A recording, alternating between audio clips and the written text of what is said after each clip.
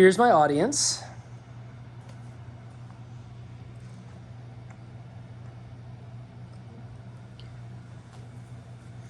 Here are my cards.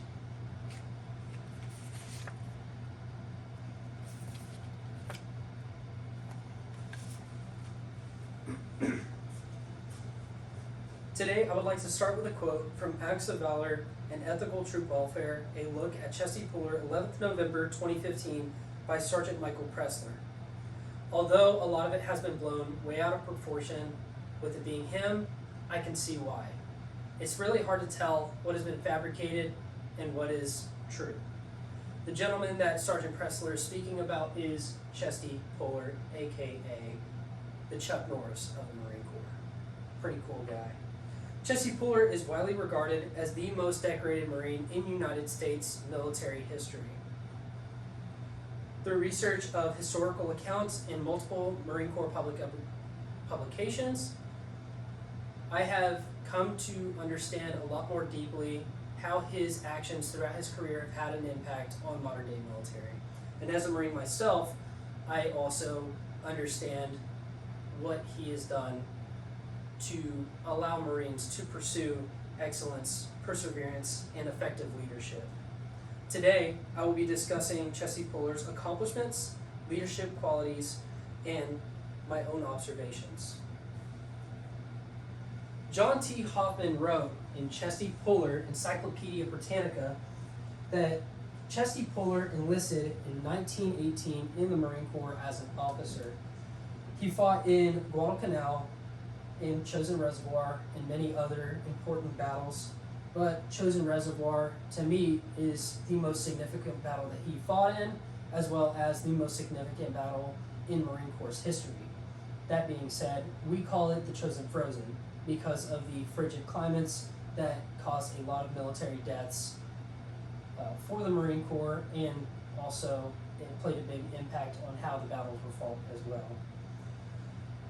Chesty Puller is a hero amongst Marines because he is known as the most decorated Marine with 5 Navy Crosses that he achieved throughout 3 wars and 2 counterinsurgency campaigns.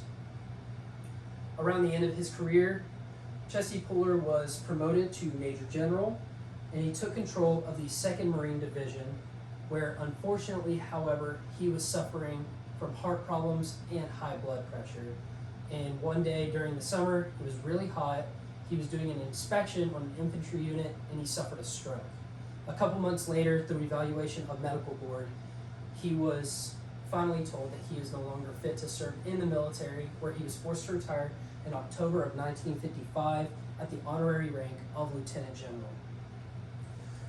Although his actions throughout his career are what implemented him into the Marine Corps, it was his leadership style that took him even further past his own career. He always led from the front, meaning that he was with his men on the battlefield all the time, not giving directions from a tent far away. He was there with his troops in battle, setting the example. He was also a really big common sense advocate. He always told his Marines to work smarter, not harder. And yeah, I get it, us Marines, we're not crazy smart, we're jarheads for a reason, we all think the same. But it is instilled into us to work smarter and not harder when possible, and to challenge people if they are trying to advocate otherwise. But the biggest reason why his actions carried on is because of the respect he gained from his Marines through the lessons and actions that he taught while he was in the Marine Corps, such as him leading from the front and also his common sense application. My personal observations of Chesty Puller was that he was the definition of a Marine's Marine. He was the bar. And if you can't meet that bar, you cannot be a Marine. Plain and simple. Anytime that we would be told to push past our limits, we were always told to give one to Chesty, almost as if you're paying respects to a legend. And anytime we were in a type of dilemma where we couldn't really make a for sure choice, it was really hard to make a decision, we'd always ask ourselves, what would Chesty do? What would Chesty do? if I gotta ask myself what another guy would do, that guy's probably a lot more qualified than I am. So I'm definitely gonna lean back on him.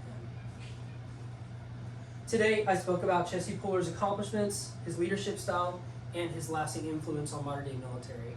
Unfortunately, that does mean that he has already passed away in 1971, but because of Chesty Puller, the Marine Corps would not be what it is today, and he still serves as a prime example of what a Marine is and should be.